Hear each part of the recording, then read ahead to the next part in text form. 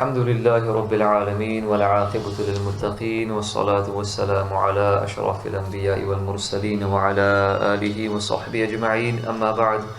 درشی کا نظر پیش کیجئے صلی اللہ علی النبی نبی و آلہ صلی اللہ علیہ وسلم صلاة و سلام علیک یا سید یا حبیب یا رسول اللہ صلی اللہ علیہ وسلم۔ قرآنی مضامین پر مشتمل اس کتاب میں سے انشاءاللہ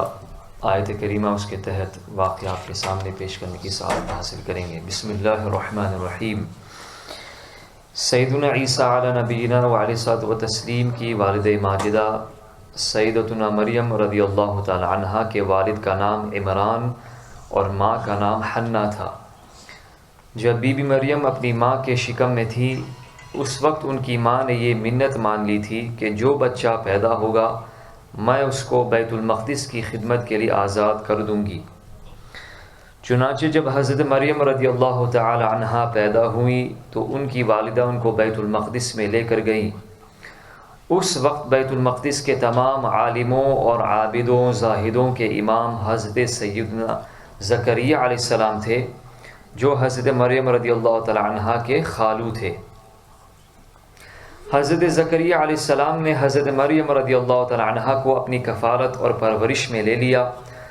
اور بیت المقدس کی بالائی منزل میں تمام منزلوں سے الگ ایک محراب بنا کر حضرت مریم رضی اللہ تعالی عنہا کو اس محراب میں ٹھہرایا۔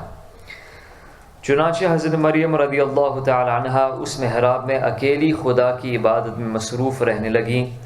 اور حضرت زکریا علیہ السلام صبح و شام محراب میں ان کی خبرگیری اور خورد و نوش کا انتظام کرنے کے لیے آتے جاتے رہے۔ چند ہی دنوں میں حضرت مریم رضی اللہ تعالی عنہا کی محراب کے اندر یہ کرامت نمودار ہوئی کہ جب حضرت زکریا علیہ السلام محراب میں جاتے تو وہاں جاروں کے پھل گرمی میں اور گرمی کے پھل جاروں میں پاتے، یعنی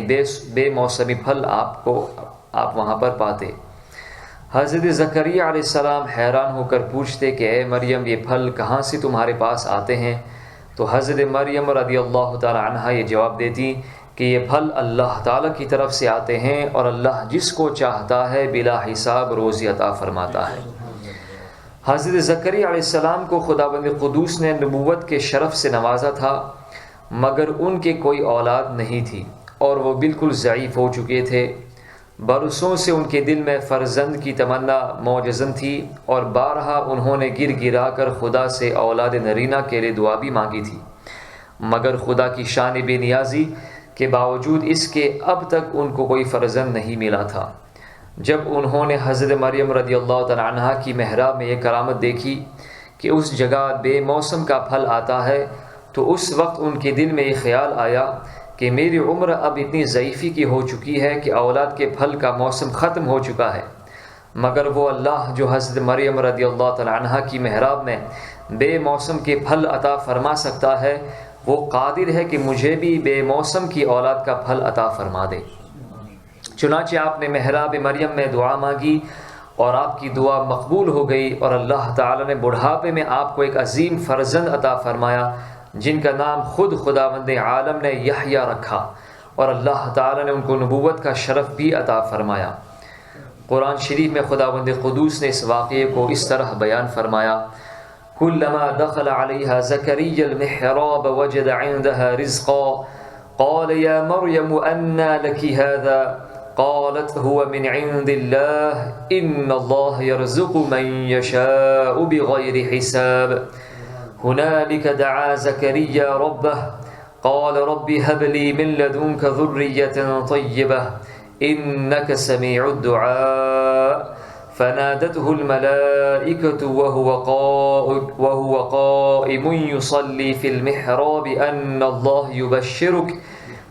الله يبشرك بيحيى مصدقا بكلمة من الله وسيدا وحصورا ونبيا من الصالحين۔ جب زکریا اس کے پاس اس کی نماز پڑھنے کی جگہ جاتے تو اس کے پاس نیا رزق پاتے۔ کہا اے مریم یہ تیرے پاس کہاں سے آیا؟ بولی وہ اللہ کے پاس سے ہے،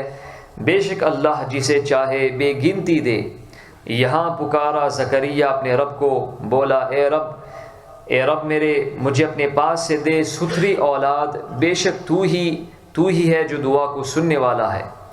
تو فرشتوں نے اسے آواز دی اور وہ اپنی نماز کی جگہ کھڑا نماز پڑھ رہا تھا۔ بے شک اللہ آپ کو مژدہ دیتا ہے یحییٰ کا، جو اللہ کی طرف کے ایک کلمے کی تصدیق کرے گا، اور سردار اور ہمیشہ کے لیے عورتوں سے بچنے والا، اور نبی ہمارے خاصوں میں سے ہوگا۔ اس واقعے سے ہمیں کیا درس ہدایت ملتا ہے؟ تو یہ آپ سماعت کریں کہ واقعہ مذکورہ سے معلوم ہوا کہ حضرت مریم رضی اللہ تعالی عنہ صاحب کرامت اور مرتبہ ولایت پر فائز ہیں، کیونکہ خدا کی طرف سے ان کی محراب میں پھل آتے تھے، اور وہ بھی جاروں کے پھل گرمی میں اور گرمی کے پھل جاروں میں۔ یہ ان کی ایک بہت ہی عظیم الشان اور واضح کرامت ہے جو ان کی ولادت کی شاہد عدل ہے۔ اس واقعے سے یہ بھی ثابت ہوا کہ اللہ والے یا اللہ والیاں جس جگہ عبادت کریں وہ جگہ اس قدر مقدس ہو جاتی ہے کہ وہاں رحمت خداوندی عز و جل کا نزول ہوتا ہے، اور وہاں پر جو بھی نیک دعائیں کی جاتی ہے اللہ تعالیٰ ضرور اسے قبول فرماتا ہے۔ جیسا کہ حضرت زکریا علیہ السلام کی دعا محراب مریم مقبول ہوئی، حالانکہ وہ اس سے پہلے بیت المقدس میں بار بار یہ دعا مانگ چکے تھے، مگر ان کی مراد پوری نہیں ہوئی تھی۔ تو جہاں اللہ کے مقبول بندے اور مقبول بندیاں چند دن بیٹھ کر عبادت کریں، جب ان جگہوں پر دعائیں مقبول ہوتی ہیں تو ان مقبولان بارگاہ الہی کی قبروں کے پاس جہاں ان بزرگوں کا پورا جسم برسہ برس تک رہا ہے، وہاں بھی ضرور دعائیں مقبول ہوں گی، اللہ تعالیٰ ضرور وہاں پر بھی دعائیں قبول فرماتا ہے۔ چنانچہ سیدنا امام شافعی رضی اللہ تعالیٰ عنہ کا بیان ہے کہ جب کسی مسئلے کا حل میرے لیے مشکل ہو جاتا، جب بھی مجھے کوئی مشکل درپیش ہوتی، تو میں بغداد جا کر حضرت امام اعظم ابو حنیفہ رضی اللہ عنہ کی قبر مبارک مزار پرنوار کے پاس بیٹھ کر اپنے اور خدا کے درمیان امام ممدوح کی مبارک قبر کو وسیلہ بنا کر دعا مانگتا تھا، تو میری مراد بر آتی تھی اور مسئلہ حل ہو جایا کرتا تھا۔ اللہ تعالی ہمیں قرآن عظیم صحیح طور پر سمجھنے اور اس پر عمل کرنے کی توفیق عطا فرمائے۔ صلی اللہ علی النبی الامی و آلہ صلی اللہ علیہ